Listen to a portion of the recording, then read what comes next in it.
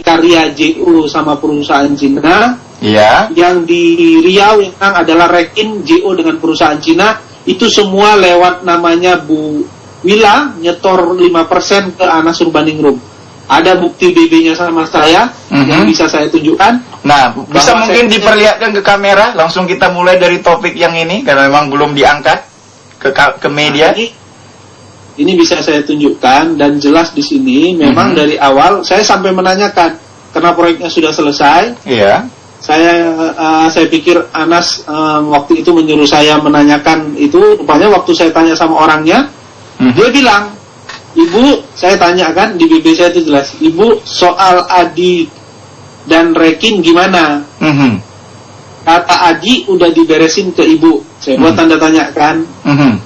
Terus dia jawab, setahu saya Adi langsung lewat Pak Hilal. Lapor ke Mas AU, Anas Urbaningrum. Baik. Dan Pak DI, Dahlan Iskan.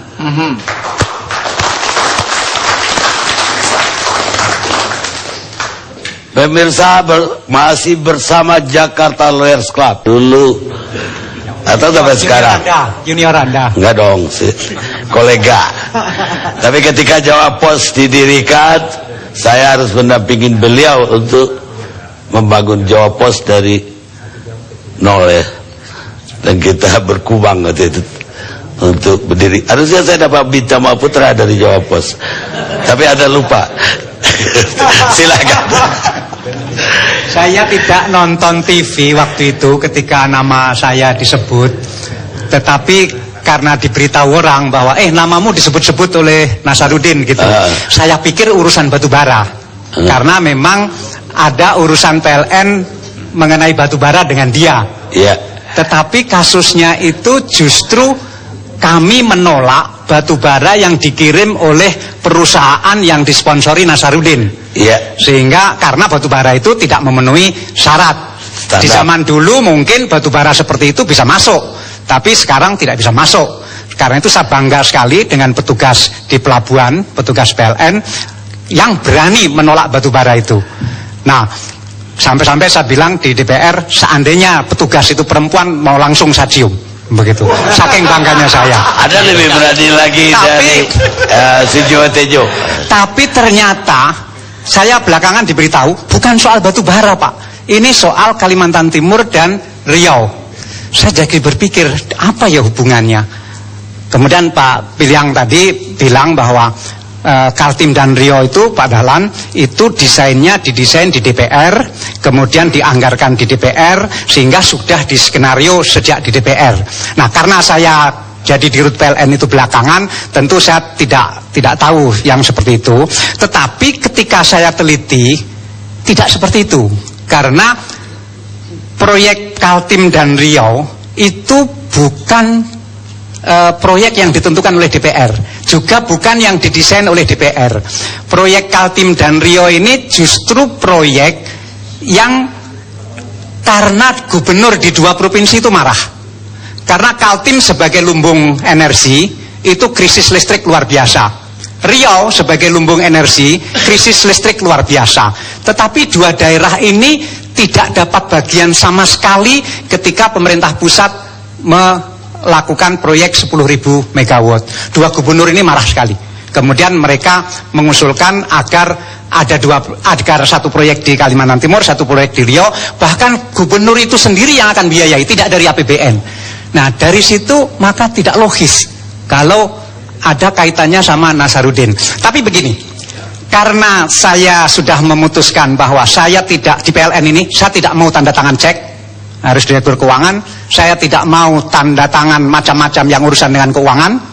Saya tidak mau pakai mobil dinas. Kebetulan mobil saya pribadi lebih baik. Ya, saya tahu itu. Nah, tapi yang saya ingin tahu, saya tidak mau ambil gaji. Sehingga supaya kalau ada apa-apa di PLN, saya bisa keras.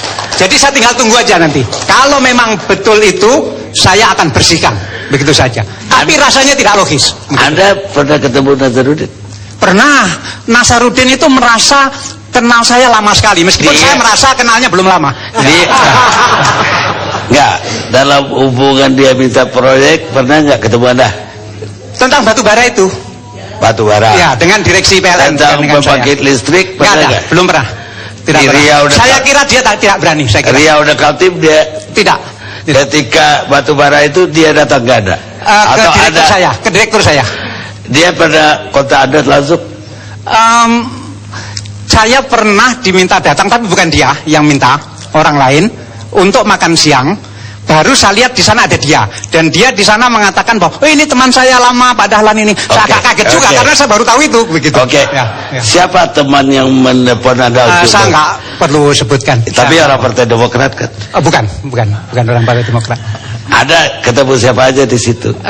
Ada satu pengusaha Tionghoa, saya nggak mau sebutkan namanya. Kebetulan saya kenal dia, dan orang itu tahu mengenai saya, tahu siapa saya, dan ketika pertengahan makan saya tinggalkan terus terang. Siapa yang mendampingi orang Demokrat yang mendampingi Nazarudin ketika itu? Saya nggak mau sebutkan namanya. Nggak mau sebutkan nama, tapi ada toh? Ada. Karena saya juga tahu siapa-siapanya. Kalau saya jelaskan di sini memakan waktu yang cukup lama, ya. Dan tapi ke konklusinya aja. Karena sekarang ini. Karena sejak setahun terakhir atau 1,5 tahun terakhir, seluruh tender di PLN itu kita ubah semua caranya, yang rasanya tidak memungkinkan seperti itu lagi. Dan nanti ya kalau Kaltim dan Rio itu memang tidak cukup meyakinkan, saya akan buka itu yang saya namakan bedah tender. Jadi siapapun boleh mendaftar, membedah tender di 2 tempat itu ada unsur main atau tidak. Saya pengen sekali. Saya pengen sekali. Bedah saja begitu. Jadi misalnya orang yang ada di sini bedah saja begitu. Saya nggak keberatan dituduh. Cuma saya juga pengen tahu kok, apakah reformasi yang kita lakukan di PLN itu sudah berjalan atau belum. Bahwa ada petugas pelabuhan yang gajinya kecil, orang kecil berani menolak batu baranya orang sebesar Nazarudin. Saya berpikiran reformasi di PLN ini sudah sampai ke yang paling bawah, apalagi yang paling atas. Menurut pendapat saya sudah sampai, tapi saya terbuka. Baik, saya kira akan kita adakan bedah. Ya, saya kira kita beri apresiasi kepada Pak Dahlan. Nah, oleh karena itu untuk membongkar kedalaman, apakah ada terjadi di sana konspirasi, ada kong kali kong, saya kira saya akan memberikan masukan, dan ini sekaligus melakukan reformasi di PLN. Baik, nanti ada langsung aja bikin surat sama Dirut PLN. Pertanyaan untuk PLN. Setelah Anda makan, Anda tinggal pergi begitu. Anda diteleponkan berkali-kali.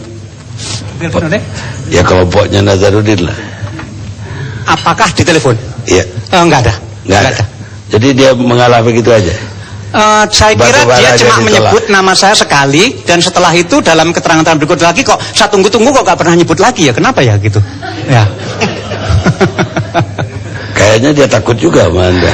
Enggak, saya kira seluruh anggota DPR Komisi 7 tahu bahwa saya tidak pernah memberikan fasilitas apapun kepada seluruh anggota DPR Komisi 7, karena saya partnernya di Komisi 7, dan mereka tahu bahwa saya tidak mungkin melakukan itu. Karena saya punya prinsip begini, kalau suatu kali saya mengasih, katakanlah anggota DPR, katakanlah begitu, 100 juta, yang saya takutkan adalah pasti orang yang saya kasih itu akan berpikiran, kalau Dahlan ngasih saya 100 juta, dia dapat berapa? Ya, itu yang saya tidak mau. Begini, ya. Saya juga punya teman yang sama dengan Anda. Dia menolak si Nazar punya keinginan dari APBN. Anda tadi nggak dari APBN. Dia itu kepung teman saya itu. Ya, dengan beberapa orang yang ketemu Anda juga. Dan pun berkali-kali juga gitu loh, supaya dia dapat persen dari. Nelpon ke saya mungkin tidak berani, tetapi direktur saya ya ditelepon itu. Ya, sampai suatu saat kami bersidang, direksi bersidang bahwa apa sikap direksi PLN terhadap tekanan-tekanan seperti itu. Nah, sekarang pertanyaan sebagai sesama wartawan kita ya, yang udah 40 tahun juga. Anda percaya nggak tuduhan Nazarudin kepada orang-orang Demokrat yang lain? Saya kira tidak perlu dijawab. 50-50. Ya. Saya minta 50-50. Pak. Ya. Ya. Agak sulit bagi Anda untuk jawabnya. Saya bilang 50